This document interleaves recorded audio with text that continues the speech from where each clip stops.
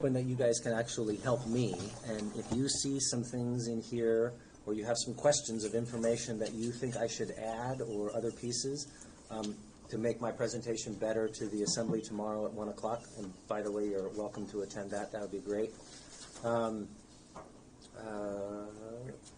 So I think what I have here is a summary of the proposed adjustments to the 2019 operating budget and to the utilities. We do not have any adjustments to the capital budgets.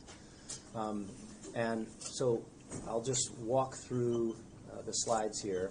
What I'm going to do is share with you how we ended in general terms in 2018, and then give you a bit of a recap of what was in the approved budget. We had some additions and changes in the 2019 budget.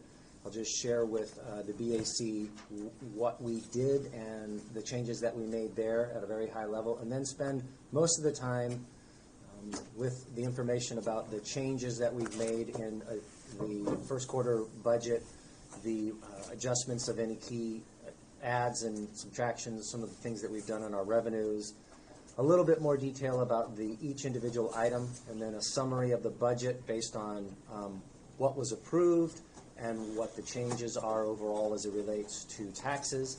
I have talk a little bit about the mill levy for general government. And then I prepared a slide in here, and I think I mentioned this last week. There had been some interest from the Assembly of some what-if scenarios on the ASD if the bonds re-indebt and what that would do to the mill rate. So I have a slide in here to talk about that. And then on the enterprise and utilities, and then a schedule to go forward. So talk a little bit about year-end.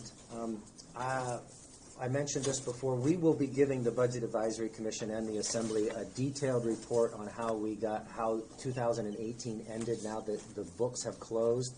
That report will show that at the end of all of the direct costs, we were 97% spent. So in our expenditures, we were underspent in our actuals by about 3%. It's about $2.7 million. And almost all of it was in street maintenance. And the reason is that we gave street maintenance about $500,000 to $600,000 more in the 18 budget for snow removal and sidewalk clearing, and it didn't snow, and so there's a lot of money they didn't spend there. When we looked at 2018 in revenues, the treasurer has produced a report, and it was on the Assembly. The Assembly has a copy of that, and I don't believe I sent you that. Lila, would you remind me to send? This is the report from Dan. Of all of the revenues, we have about $700 million, $715 million in revenues. We were off about $1.7 million, so pretty short.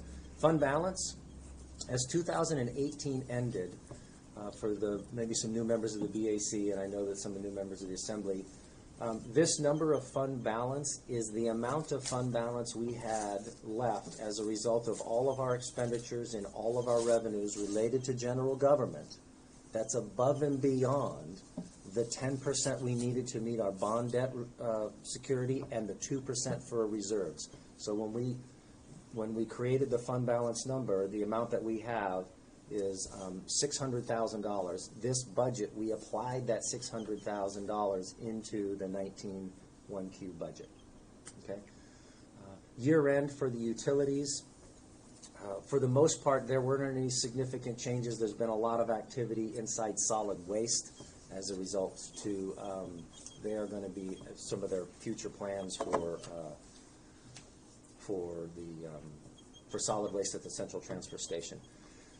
And I remind you that these numbers, for the actuals particularly and the fund balance, anything that was expended on the earthquake is in a totally separate fund. This is just the amount that they were actually responsible for. Okay? Was the drop in revenues, was that from one specific area? No, it was a combination of, I think for one of the big ones was tobacco was down a little bit. And then the other one was we had budgeted $7.4 million, $7.8 million in revenue sharing. We actually got 6.1, so part of that was a net there. We did better in our investments, but most of it was the revenue sharing and I believe tobacco, which you'll see tobacco again in 19. So just to remind the commission, these were the priorities the mayor had set last year when we built the 19 budget, making sure that we were doing stuff with public safety, making sure that anything that departments were doing were supporting economic development. And then in 19, when we built that budget, we did not know our fund balance. Remember, we went all the way through 2018 without the books being closed, so the 19 fund balance number was really, we were making a projection at that point. When we built 19, we recognized that we had a little more than $6 million of increased costs in our health care and combined with our labor. And then we contribute to a police and fire retirement system. In 2017, or actually in 2018, we did a refinancing on how we contribute to that. As a result of that, we did not make any payments in 18. In 19, we picked those payments back up, so that was a $7.5 million add to the budget. Do you know the percent, like what percent increase do these represent? So healthcare is about 3.3. Labor is about 1.2. Okay. And then that's just a straight calculation. That's 100% because we didn't pay anything in 18. Yeah. Right. Yeah, I get that. Yeah. Okay. So when we approved the budget, we added some things in there, but we also took a lot of things away. So the mayor, we added into the budget for the new building downtown. We added some money for some sworn officers, non-sworn officers, and some academies. Public safety debt retirement, that was added back in. We added $500,000 in to focus on homelessness. We added $500,000 in to support transit because we had some contractual services that were going to go away, and then we added those services back into right into the transit department. We added about $100,000 to code abatement, and then at that time, whatever balance they had, that we would add that into 19, and you will see that we did that. SAP, we did not add any new money in the 19 budget for SAP. It's literally, we had no contractual costs. Everything that we are spending in SAP was inside the IT budget, and their budget did not change. So in order to accomplish, when we had all those additions, we did have reductions. So we took about almost $6 million in reductions from other places. We had additional reductions in IT. We took some money from parks. We took a little bit of money from streets. So there was and I can go back and see what they were, but we did have some reductions in order to get to a balanced budget. So that's the budget we approved. Now we're adjusting that budget. So this is the next couple of slides are a super high level of the changes that we've made in the 2019 budget. So the state budget itself, we really don't know where it's going to end. Okay, we don't know how many changes they may make in contributions to grants or contributions to programs that may affect our 2019 budget. So the only thing in the state budget that we did include is revenue sharing and municipal assistance. We assumed in our 19 budget that the $6.1 million we got in revenue sharing in 18 is the same amount we're going to get in 19. So we kept it in 19. This is the administration's budget there. So if the legislature acts to reduce or cut or modify municipal assistance after they approve it, we will have to adjust our budget at that point. But right now we're making the assumption that we have it. I have a list because I have a list of what, if the administration wanted to basically say, let's not include that $6 million right now, what would we do to our budget to accommodate that? We asked the departments in January to give me $10 million in reductions. So I have a $10 million list that we would do. It basically would be not doing attrition academies in public safety. It would be closing some apparatus and fire. It would there will be a lot of things. Parks, there isn't a department that's not touched, including OMB. We did not make that assumption right now. What we did assume is we made in our budget, we made an assumption that we would get a federal reimbursement to Medicaid. And that requires some state action to just send out notice. It's not a state budget thing. It's just notice that allows us to receive it. Even if they sent the notice out now, we would not get the money this year, so we took it out. We would get it next year. So we do know that we're going to have, based on the latest calculations, there's a net reduction in the dividends that we're going to receive from the utilities. It's primary from solid waste. I'll talk a little bit more about that. Tobacco tax is down. One is about 800,000, and then investments are up about 600,000. So there's some really big stuff, and I'm going to go into a little bit more detail on each of these big changes. Some of the big things that we did for changes for public safety.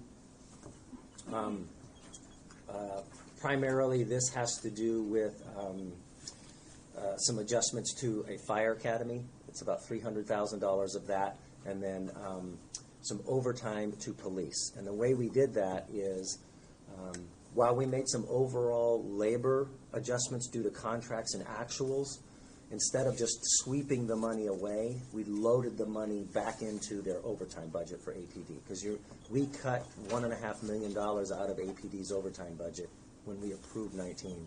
So we're proposing to give half of it back in this one.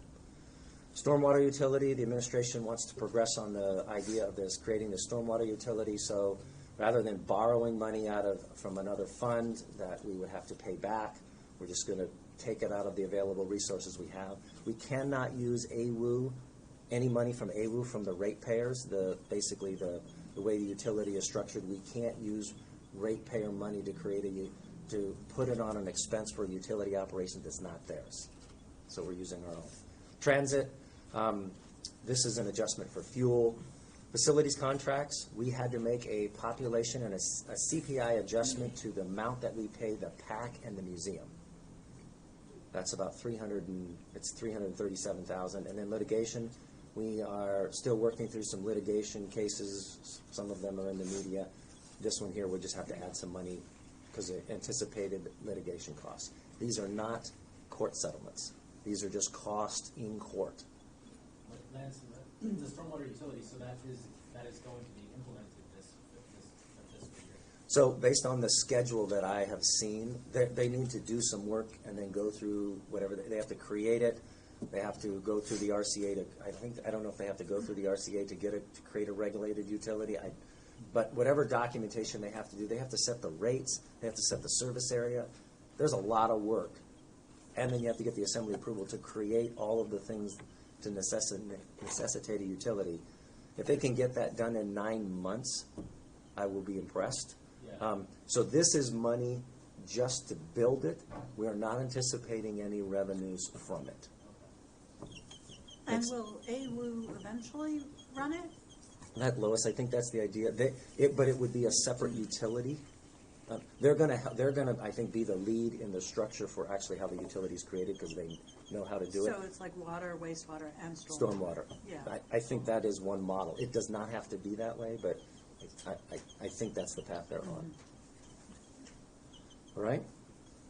Everybody on track so far? Too much, not enough? I have a question about that. So you said we can't use AWU dollars on this because it's not. Explain that because it doesn't directly affect ratepayers of AWU, but So- if this is going to be owned by, It doesn't exist yet. Right. Yeah, Since it doesn't exist, we can't use ratepayer money to generate another utility. The RCA will not allow us to do that. We can't use their revenue for that purpose. We have to use. Even though it may. Well, what if it was just an extension of AWU? So what may happen, though, through the creation of the utility, there is the opportunity to actually capitalize some of these costs so that when the utility, if it's created, you can recover the cost of part of this Okay. through the ratepayers if it's successful. If it's not successful, this is $450,000 in creating that answer. Yeah, that does. Thank you. Jed, you have a question? I didn't. I was just going to ask what the amount was. I'm working off the AR 109. Okay. And that's under section 7. I don't see the slide you guys are looking at. So Okay. if I brought in the questions on numbers. If you're looking at 109, there should have been an attachment, an AM, and with a Excel spreadsheet. By the way, I sent all of the assembly dockets to you guys. I didn't print any extras for you. Jed, the stormwater utility money is on lines. It's if you find the AM, the Assembly Memorandum 22590, there should be an Excel sheet attached. Yep. Find line 60.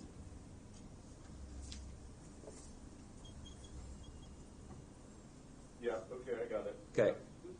But I guess, so the question I had with you guys for discussing that, this says action plan for the utility formation, but did I hear you say that some of that money is for actual construction? No, it's not. It's to create the utility. Right, okay. And then what I was going to say is that as a result of this, if any of the activity is capitalizable, they can recover that after the utility is set. Now, I guess the other question I have is, what type of assembly action is it going to require to create the utility? I'm not 100% sure, but it does recreate. It has to be. It is created by ordinance, and in that ordinance, it lays down. It's required by code and by ordinance to illustrate every single action that the utility must take. Its rates, its service areas. Everything that, if you think about all of the things that AWU, the water, wastewater, all of those utilities have to do, it has to identify every single one of those things. Sure. No, I understand. That makes sense. And then, it sounded like it's kind of an aggressive timeline. I mean, they have to develop the plan to sort of back up what's going to be in that ordinance. Right. Oh, yes. Okay. So, Thank you. Yep. And so one of the other thing that we did when we billed 2018, after the year closes, the budget is built based on projections for labor and for medical. Based on changes in agreements since the budget has been approved to APDA, so the police, fire, plumbers, IBEW, when we look at what we budgeted based on their actuals, the amount that we gave them is too much. So we're backing that money out. So their budget for paying personnel is the amount that they have. Debt service. So this one, while we added money in 2019 to pay the cops, the police and fire retirement, the finance department actually paid a 19 payment out of the 18 money. So that did two things. We gave them money to pay a bill that they no longer have, but in retrospect, what it did is it consumed fund balance. It consumed our cash pool from 18. So at the end, it would have been a net. It would either been no savings here or more fund balance at the end of the day. Make sense? So we basically paid it out of our cash pool rather than paying it this year. Since they already paid it, we're going to take the money away from them. IT has done some negotiations with SAP on how we host our data. Basically, the cloud in which we are doing it. And through that negotiation process, we don't need as many servers. So the amount that we originally budgeted for servers is about $500,000 less. So some savings there. And then East High Pool, I don't know if you guys know, the municipality maintains, we pay the utilities. Since East High Pool is closed, that's $138,000, $140,000 that is in the school district's budget to pay for energy and maintenance. The pool's closed, so they're not going to use the money. Carla? So Parks and Rec runs the pools for ASD, correct? Yes. Okay, so ASD reimburses the muni? Not for this. Not for this. Well, for in general? No, I don't believe they do. No? Okay. I don't know, Andy? We pay some when we use the pools for classes. We have pool rentals for that and for, I think, swim teams. So we pay whenever we use them for instructional purpose. So it's a rental for ASD also. To Right. the muni. Oh, right, that's a good Yes, we point. pay revenue to the muni, the muni pays us, because we pay the utilities and the muni reimburses us for utility costs. Say that again, you did So there's a few different transfers. And Continue. Lance, do you happen to know what the revenue? I don't. So this, That's a what good the question. revenue lost is? The revenue lost from not opening the pool is I that? don't know that. I will find out. I don't know the answer to that. It's not that This important. is the utility payment that we pay them. Right. I don't know what I'm the just revenue. wondering if revenue associated with it. covers any of that. I don't know. mean, all of that. I don't know. That's a good question. I don't know. It's a great question. I'll find out. All right. I'll turn the heat up and put some hot tea down if you guys are just getting bored with the budget. So here we go. We're almost done. We got like 6 more. I've shown this slide in the past, and I'd be interested to know your thoughts. I think it kind of waxes and wanes with interest. But basically, this shows how the administration in the past has modified the budget from when they approve it to when they adjust it. What's the magnitude of adjustment? So in 2015, which is the last year Mayor Sullivan had total control of the budget. Whatever the budget was and approved in November of 14, they added money in 2015. I can find out what it was for. I don't recall. It might have been for settlements. I honestly don't know. And then 2016 was the first year that Mayor Berkowitz, so you can see where the numbers have plus and minus over, and I think in the 17 budget, we had a $5 million settlement for Klutna, and that jacked that up pretty big. I don't remember what the $8 million was for 16. But in this slide here, when you look at when you look at what we had approved and the direct cost of what we're changing, we're upping the total direct cost of the budget by about $2 million. Some of the things that are influencing that, the pluses and minuses for us, I talked about we're going to use $600,000 of fund balance for 19. That's the thing that's going with fund balance. Revenues, we talked about that, and I'm going to talk a little bit more in detail. The last one, service areas. The administration does not modify the service areas unless the service areas ask them to be modified. For example, if Girdwood has maxed out at 6 mills, if they don't want to go to 6 and they want to be at 5.56, that's what we budget. In total, it's about $18 million of the total tax bill at the end of the day of all service areas. So a little bit of detail. When you look at the assembly documents and you look at the details in the sheets, this is kind of a different way to break it down. I think, Mike, you might have been asking this one here about investment earnings. So investment earnings overall went up about $500,000, which was good. Our tax anticipated notes, the investments we get off our tax anticipated notes, while it's a net revenue adjustment, the cost for those go directly back to pay the interest on the borrowing. So it doesn't affect us, but it shows that we're making revenue, but we're also spending it. Transit fares. What's going on with transit fares is in 2019, when we built the budget, there was an assumption that the transit center was going to move from downtown. Had they not moved, had the thought been they weren't going to move, their amount of revenue they made in 18 was about $350,000 to $375,000 more than they were budgeted. Instead of taking that number and moving it to 19, we dampened it down because we anticipated that they would be moving from the transit center. When they move from the transit center, their revenues are going to take a hit because of the moving of the business initially will take a hit in their total amount of revenues. Since they're not moving, they're not really changing the service itself. We're going to allow them to show those revenues. They're actually going to spend all of it on gas. Okay? So if they move, If Is they, that a one-time cost? it is a one-time Okay, so cost. just It's a one-time, cost, yeah. I mean, what happens in the It's not transit like a business. reduction in fare Yep, all the way yep, around yep. because of the move. It's Yep. just a one-time cost. So we talked a lot about whether or not, if they move, if the ADEC development happens and they move, they were originally going to go down here to Penny's. That's not going to work. If they move, they may move across the street. Moving across the street is not going to affect their service. It's not going to affect their schedules. It's not going to affect anything. So that's what we did there. Traffic court fines. That one went up. I'll note that their trial fines went down, so it's a net zero. But in the sheet, we break it down. Reimbursement costs from P cards. When we negotiated with, I think it's Bank of America, we're in a situation that we get, basically it's like your Alaska Airlines miles. The more P card purchases you use, the more money that you get back.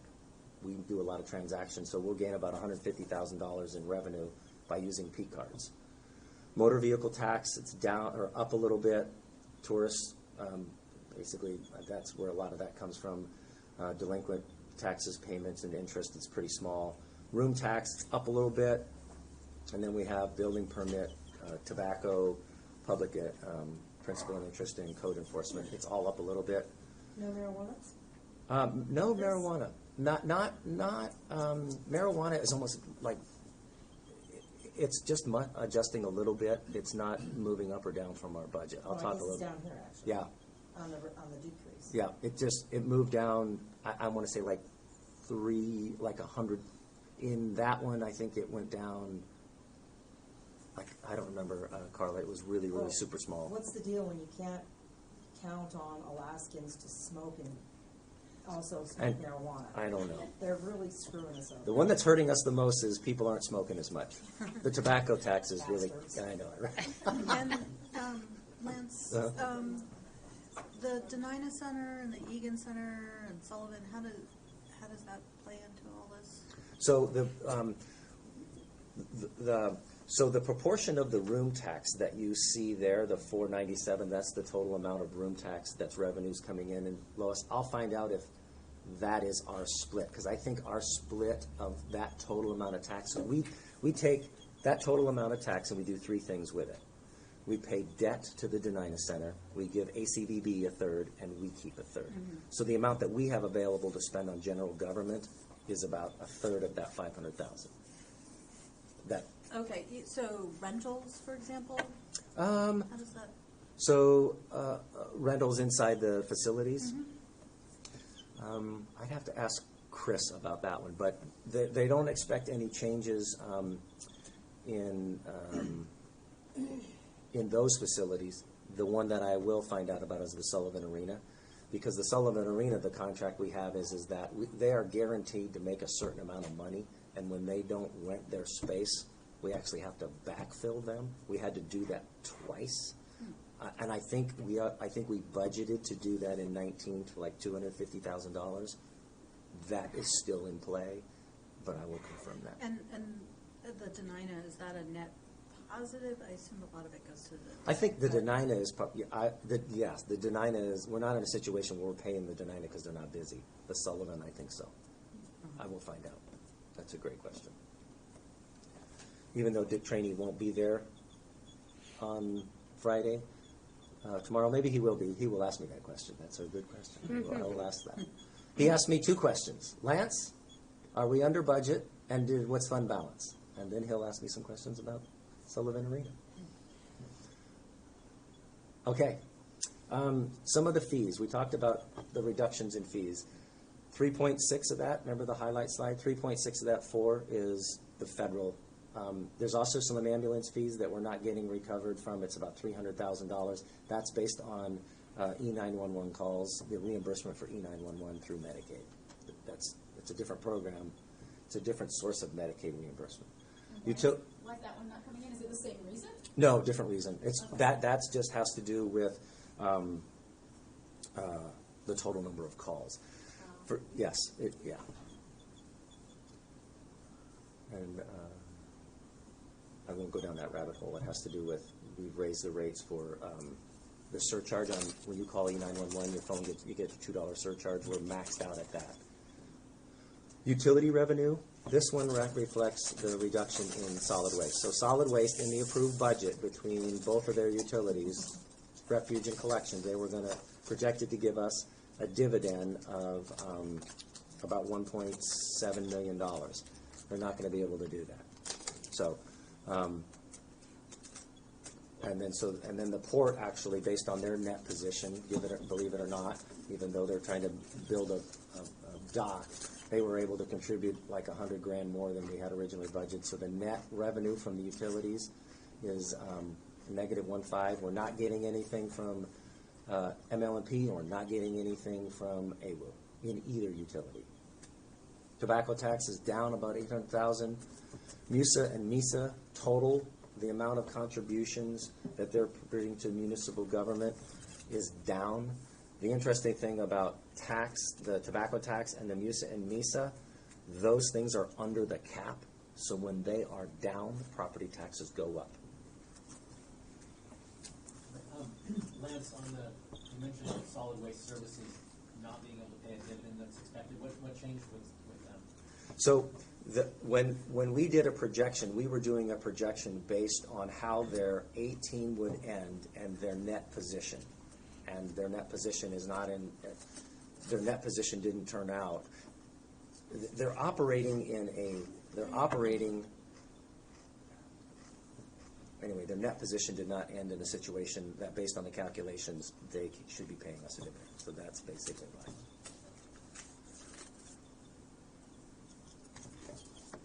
The other thing is that solid waste and the port, since the budget had been approved, they have been looking at the methodology in which they pay a dividend that accounts to make sure that they have, I think, 30 or 60 days in capital and 30 or 90 days in operating reserves. They're on that path to do that, and to make sure that they do that, that limits the amount of dividends that they can pay us. So they're doing the right thing to get them in the right financial situation, but the projections we use based on the path that they're on is different, and that's where basically the $1.5 million in reductions overall. Court fines are going to be down.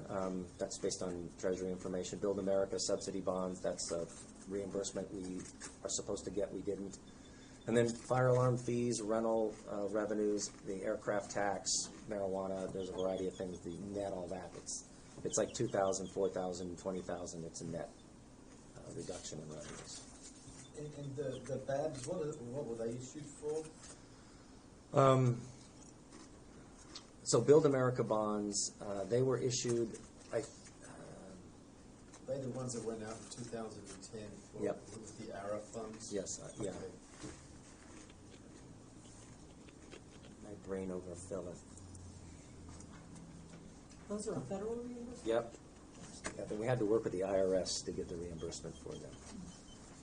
Okay, some of the costs that we're adding. While we're going to be making revenue on tax anticipation notes, we're going to spend it on the tax anticipation notes. I talked about that. Public safety one time. This is a positive 643. We're going to give some of it to, I mentioned we're going to give about 750 of it to police for overtime. But when the fire department, through the recent reorganization they've done to move their service more to EMS, they did a labor agreement that basically adjusted their cost of firefighters and to EMS. The result of that reduced their total amount of overtime, because they were burning up a lot of overtime in that process. So the net between reducing fires overtime and increasing police's, that's that number. We talked about the utility. We talked about fuel. We talked a little about the facility contracts that we have with the PAC and museum. We are going to give the fire department money for an academy. This is a commitment that we were going to make happen. The fire department had $900,000 in academy in their 18 budget. They didn't spend it all. The academy is still in play. We're just going to take the money, rather than let it go straight into savings, we're going to give it to them to increase their budget in 19. The room tax contractual costs.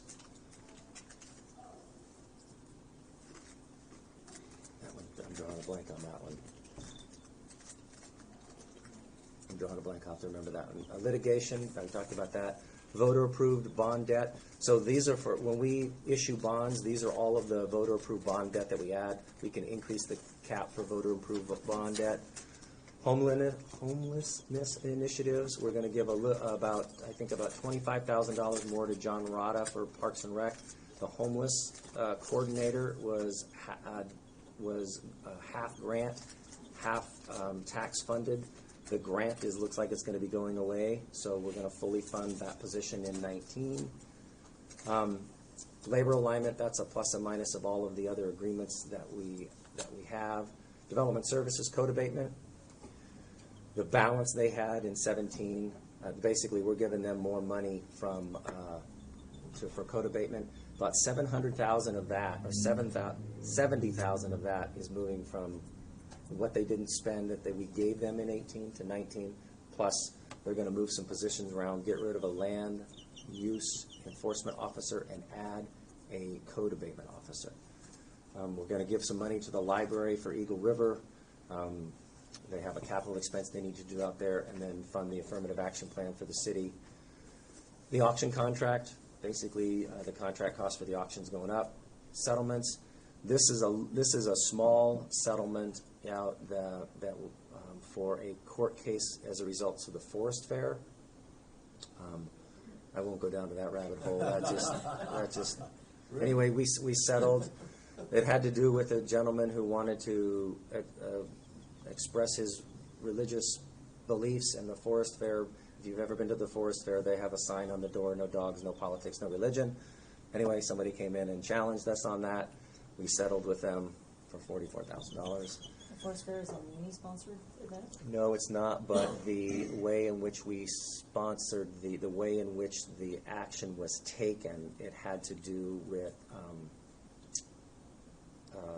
an area-wide effect of religious. Yeah, it was an area-wide. How do I say this? When we made our case on an area-wide situation, not based on the misactions of the service area. That's how we fought that one. Has that hole been plugged so it doesn't happen every year? Yeah. It has? I will find out, but yeah, I think so. That's But- too bad. This is my retirement plan. But Carla brings up an excellent point. Typically, if a service area, if you're a roadside service area or a Parks and Rec service area, if the issue in which is being challenged is specific to an activity that the service area is sponsoring, it's not a responsibility of the municipality. In this particular case, the way in which the issue was brought forward and the way in which it was settled, it was done for an area-wide basis. We should go to Worksession. I hope you don't. So, and then service area adjustments, I mentioned that we do all of that. Okay, I'll wrap this up. We talked about some of the costs that were changes. These are the bargaining units, the hosting for the cloud, and then East High Pool. So the total amount of the revenues and the directs, the total budget, direct cost adjustments is an increase of about $2 million. And then this is what the budget looks like from 19 approved to 19 1Q. The total budget appropriation will go up. That's the $2 million. The total amount of position count is going up by 3. The total tax base is going to go up by about 5.6. And remember, we had some things that were under the cap. When those taxes go down, we move those things up. I can say that about 3 million, 2.6 million of that tax base increase is related to settlements we have to do in workman's comp and general liability. So that previous slide you showed that showed the 5-year Yes. look back, they were annualized. Yeah, so they're, oh no, they're just. That's just the adjustments for the quarter. Oh, okay. Right. Oh, okay. And this one, Michael, I just did for the difference between approved, Yeah. right? Yeah. Okay. I wasn't sure whether they were annualized and then this would add up over 4 quarters, but And- you're doing a direct What, Q1. right, budget approved to Q1. Yeah, okay. Okay, so this is what the tax cap's going to look like. General government. So you can see what when we set the taxes, we set them in one queue. So that's why this slide is on one queue. So we set the taxes last year for general government, the mill rate was 8.83. This preliminary budget, so it's going to go up by 0.05 for general government. So the cost per 100,000 for all of it that equals 888. The school district, their approved budget is at 7.16, and the total amount of mills would be basically 16.0. 16 mills. Does that make sense? So it's $1,600 for every 100,000 on average. If you live in a limited road service area or on the hillside or something, the number's going to be drastically less. If you live in Birchwood, that number's about a third. It's way, way down. Okay. So I'm interested in your thoughts on this one. This is something that I haven't done before. So this is to address the first line is what's approved in the school district budget, the 716.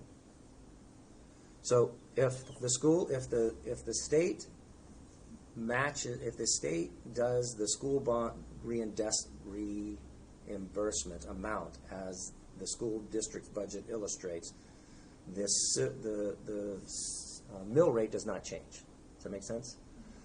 If for some reason they say we're not going to give you any of the $40 million that the state is obligated or should be paying, and we should start recapturing that when we set this mill rate, what we would do is that we would do half of what they owe because of this calendar, the budget year of the school district, right?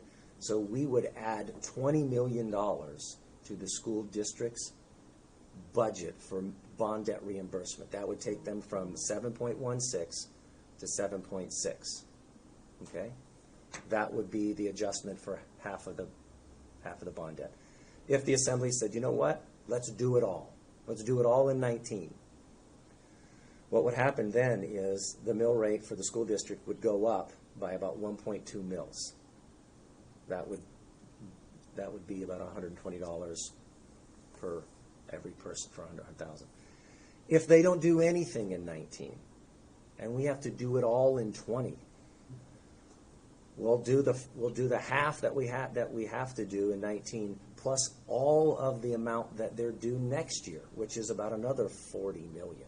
So it's roughly $60 million in bond debt reimbursement that we would add to 20 if we don't do anything in 19 and the legislature takes away all of the bond debt reimbursement. So, did that make sense? Yep. Okay.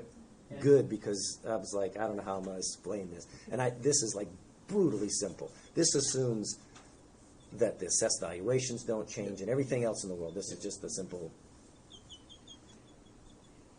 And last I saw, the House budget had taken out school debt reimbursement. Mm-hmm. And, It's only Thursday. right. Today, they halved it on the floor. That was the finance committee, and today was there, so who knows? So if the assembly, the administration is not recommending any changes. If the assembly gets to a point and then they do make changes, and I just put this slide together for them, and if they get down that path and they're very strong about it, the minimum amount they need to do is the 20 million, because that's basically what because we're paying the creditors, but we would owe them for basically July through December. So if we were to collect that, if we were to set the mill rate for the second option there for the 20 million, Yes. and the state did decide to reimburse the bond debt, Right. then what would we do with it? So what we would do, that's a really good question, Alyssa. We would save that money, pay that for the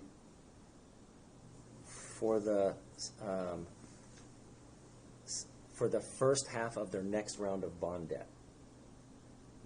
We would essentially budget as fund balance, use of fund balance and ask for less taxes in Yep. the subsequent year.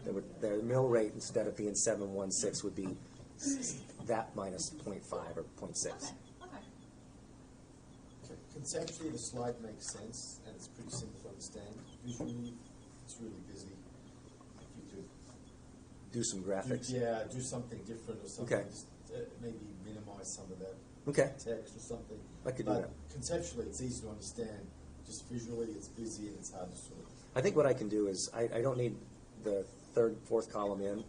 I think I can get rid of some of that. Yeah. Anyway, as I was putting this down, I wanted to make sure that I can, that's a great comment, Michael, thank you. And Lance, the number that had been talked about, $430 per $350,000 Right. home, that's taken from the same numbers. Yep. So what had been talked about was the third row down. If we had to pay the $40 million right off the bat, it'd be $120 per 100,000. The average house at $350 gets you to $420. That's how that math works. Yeah, that number gets repeated a lot. Right. So maybe in this one here, I could just, instead of doing cost per 100,000, I could do cost per average house. Okay. All right, guys. This is crazy noisy. I don't like this one. This one's worked on it because it's got too many acronyms. I only did this because Fred Dyson is going to lose his mind when he sees this one. I'm just kidding. So Fred is not a fan of acronyms.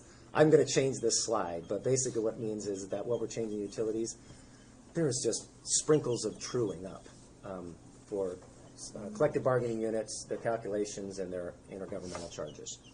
The thing that's key on this one is the dividend and then 2 new positions in solid waste. One of them is for the work that they're doing on renewable energy, and this is what Mark and Shayna are working on. So I can't remember the exact positions. Anyway, I'm going to clean this one up. So for your benefit, I gave it to them yesterday or Tuesday. This is where we are. The Assembly is going to get a work session tomorrow. I don't know what the Budget Finance Committee is going to do. They'll have a work session on the 19th. That's when they're going to do their amendments. I've already got 2 amendments from Assembly members.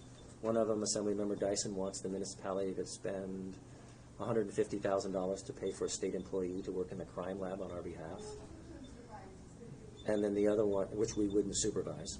And the other one is a $400,000 increase from Assembly Member Constant, $200,000 for camp cleanup and $200,000 for supporting the homelessness. It's not in here. Should hope not, since the voters can. Yeah, so that's not in here. The time frame we're on is basically it's hectic at best. The Assembly scheduled to approve it in basically 10 days, 12 days, and then we have to set the mill rates by the 1st of May. The law, I think, says by the 5th of May they have to be done, and they have to be mailed by the 15th. So in order for us to know what the number is, get them printed and get them mailed and get them received, that's the magic between May 1 and May 15th. So regardless of the legislature's uncertainty, we have to make a decision. Lois, this is our proposal based on the uncertainty. The uncertainties that we're making is we're not changing school bond, we're not changing revenue sharing, but we are assuming that while it's not an action of the legislature, it is an action of the state. We're not going to assume the $3.5 million from the feds. Honestly, it's pretty small. It's like a $2 million. It's pretty vanilla, unless things change drastically. And I don't think we're going to know what's going to happen. But yeah, that's where we are. And I do think on that point too that there was some discussion in the Finance Committee about, the Assembly Finance Committee about how what putting pressure on the legislature by including it or not including it, and what's better politically. Because I guess if you assume that you're not getting the reimbursement, then it takes a little bit of pressure off of the legislature to fight for it. Right. I think there was some discussion around that. Yeah, and I think from my perspective, I get the directive from the mayor, and the mayor basically says, these are the assumptions I want to make, this is what I want to do, but tell me some what ifs, and this is what if. And honestly, folks, unless there's something drastic about our assumptions or something drastic about where we're putting the allocation of the revenues.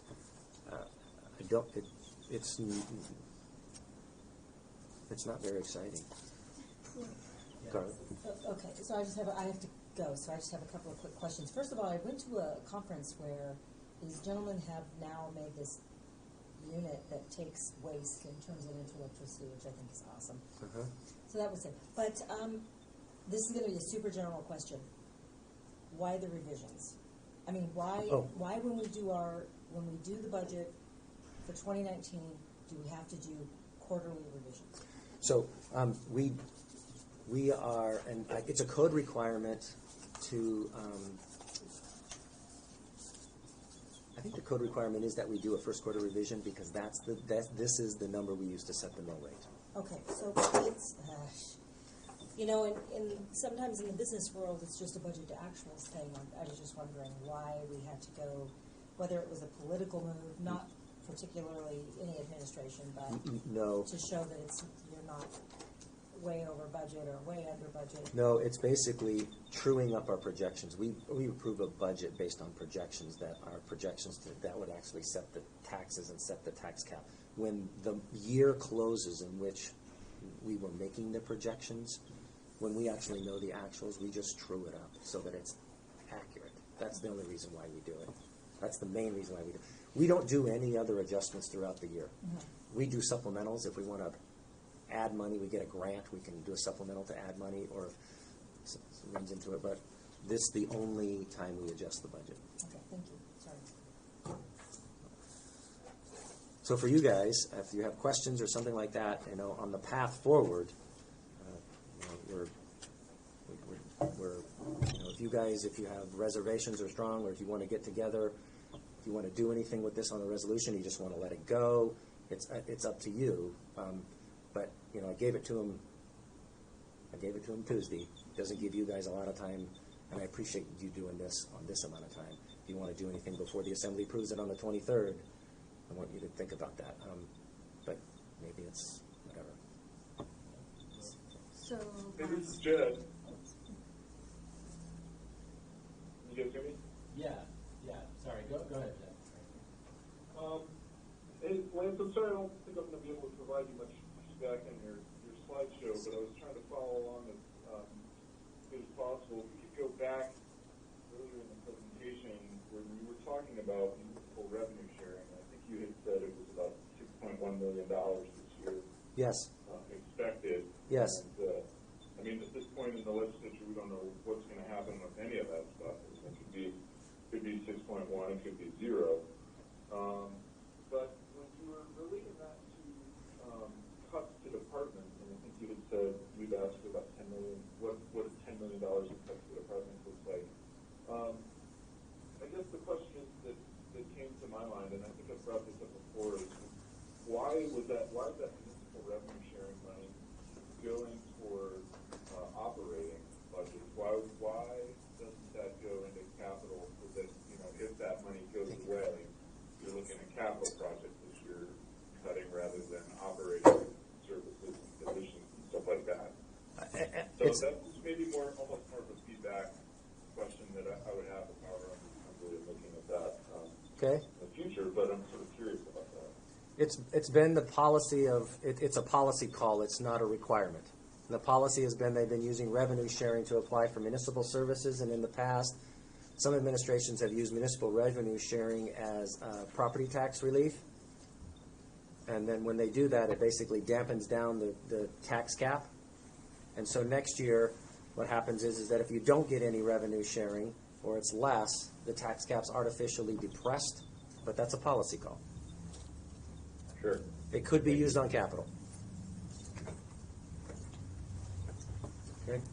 So, Lance, on back to the ambulance issue that we talked about last time, I'm just wondering how we, as a commission, or whether the media knows about it. Are there any things like that that are maybe have relatively simple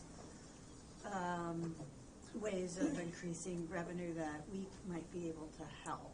I don't think the issue with the emergency transport, the Medicaid thing, this three is a media story.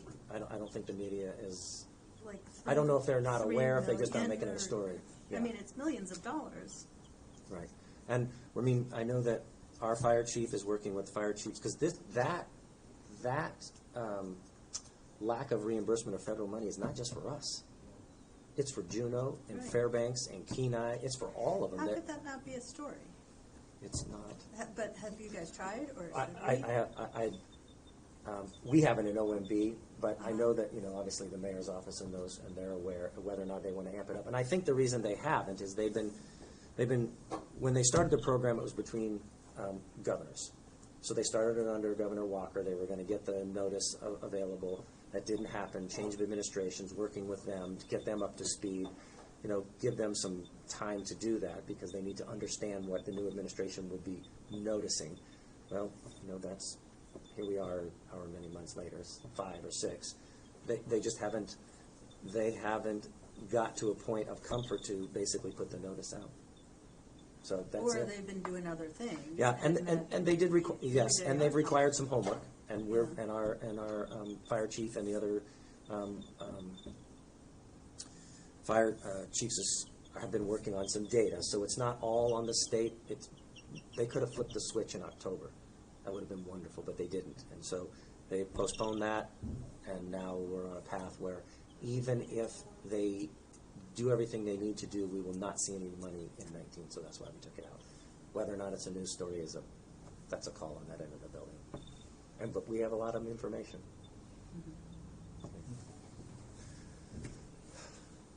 Well, I think we probably have to wrap up. I really appreciate that this overview.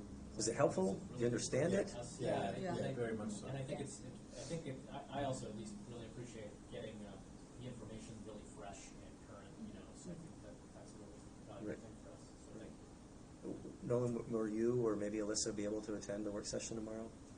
I was thinking about that, actually. I may be able to. I think it's at 1. Yeah. I mean, you're not required. There will be no department heads there. There'll be me, the city manager, the CFO, and Desiree. Andy doesn't need to attend. So, Let's see if I can. yeah. Okay. Would it be, so, in terms of weighing in on this in general, the Yeah. only place that I see, I'm kind of curious if anybody else sees anywhere else, is maybe we write a resolution saying which one of these assumptions we think the assembly should go with. Yep. If there is any clear opinion on that. I don't know if there is, or if that would be helpful. I mean, if you guys have a strong opinion about which one of those you think we should be after, I mean, obviously we've built a budget based on the first line, which is we don't know what we don't know, so why would we guess anything different? And then if the legislature acts differently, and frankly the governor is not going to approve that unless he approves a piece of legislation prior to approving the budget that would affect debt reimbursement. But he could line item veto it out if there's somewhere, if it doesn't meet what he wants to spend and that sort of thing. And it could be, and honestly, it could be 25%. These are broken in 100 or 50% reimbursement. It could be 25%. It could be 25% this year, 50% next year, and 100% the third year, which we could break that out any way you want. But I would not encourage that we, 1, try to guess what the legislatures do, and 2, approve something that's counter to already an approved. The city or the district's budget, that's their approved budget. You know, one of the things, I've been asking legal counsel, do we actually have the ability to adjust the mill levy without adjusting the budget? Oh, that's a great question. Right? I do think that we could, but then we would immediately have to amend the budget to true them up. We do the same thing. If we're gonna modify capital, if we're gonna modify an operating, mostly in capital, if the assembly makes a change to add a project or take a project away, they automatically are required to modify the capital budget with it. And we just do it concurrently. It's not work, but it's not hard. So for you guys, to Alyssa, to your point, if you guys want to weigh in and give the assembly something before the 23rd, they're going to make their amendments on the 19th. I mean, the fuse is incredibly short. I don't know what they're gonna do. They don't have much to work with. It's pretty tight. So if you go with the approved budget way, and the legislature, let's just say, it doesn't, that portion of the governor's budget passes, you're 40 million short. No, actually, we would truly be 20 million. 20 million short because you use the calendar year. Right, right. So where does that 20 million come from? So what we would do is we would probably do a tax anticipation note.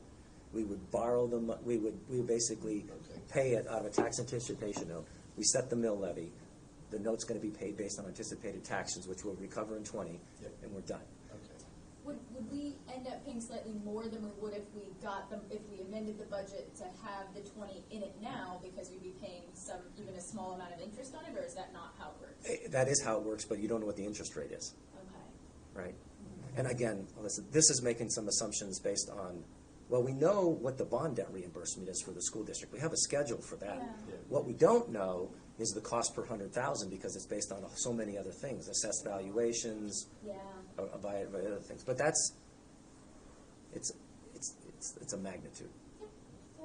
Okay. So if you guys have any thoughts on this, I got 24 hours to make it better. The graphic on the words, Michael, I will do that or do something like that. The other thing, that just last piece, all of those slides in the beginning about the recap, the only reason I put them in this year is because I have a bunch of new assembly members. Last year, I didn't because they were all the same because we had a mayoral election. It was all about. That's important. Okay. Okay. All right, guys. Thank you for your extra time and thanks for doing it. Do you want to bring a sandwich? Thanks for going over that. Yeah, Jed. I